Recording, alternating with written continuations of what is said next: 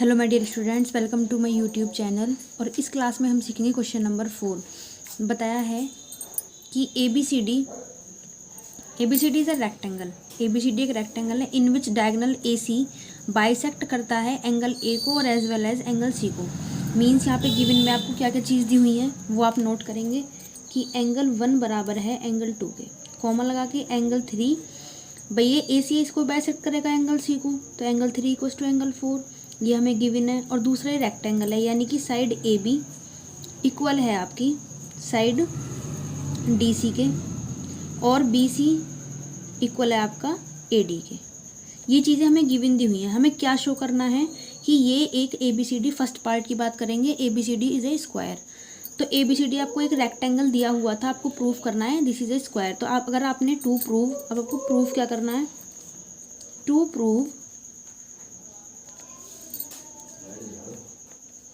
A B is equal B C is equal C D is equal to D A.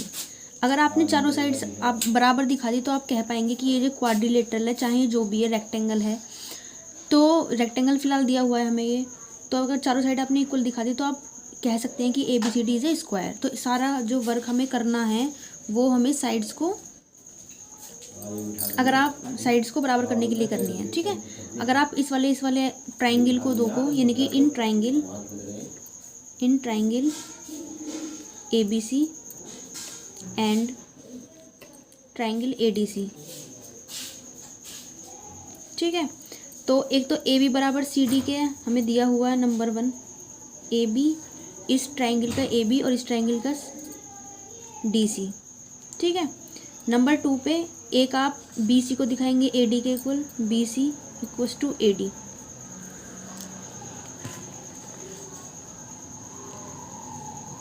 A D third पे आप दिखा देंगे कि ये जो ए सी है ये पार्ट आपके इस वाले ट्राइंगल का भी पार्ट है, इस वाले ट्राइंगल का भी पार्ट है, तो आपका ए सी आएगा ए सी इक्वल्स टू ए सी, और रीजन में आप देंगे कॉमन, और इन दोनों का रीजन यहाँ पे आप दे दीजिए कि ये जो है ना साइड्स, मतलब A B C D is rectangle, या फिर आप ऐसे लिखिए opposite sides, opposite sides are equal of rectangle, ठीक है, of rectangle are equal,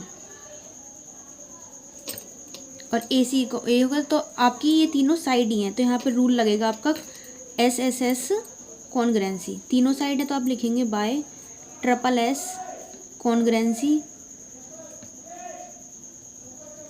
rule. दोनों ट्राइंगल कैसे हो जाएंगे आपके, ये कॉन्ग्रेंट हो जाएंगे। अब कॉन्ग्रेंट हो जाएंगे तो इनके करस्पॉन्डिंग पार्ट्स आपके बराबर होंगे। पहले तो ये ट्राइंगल इसके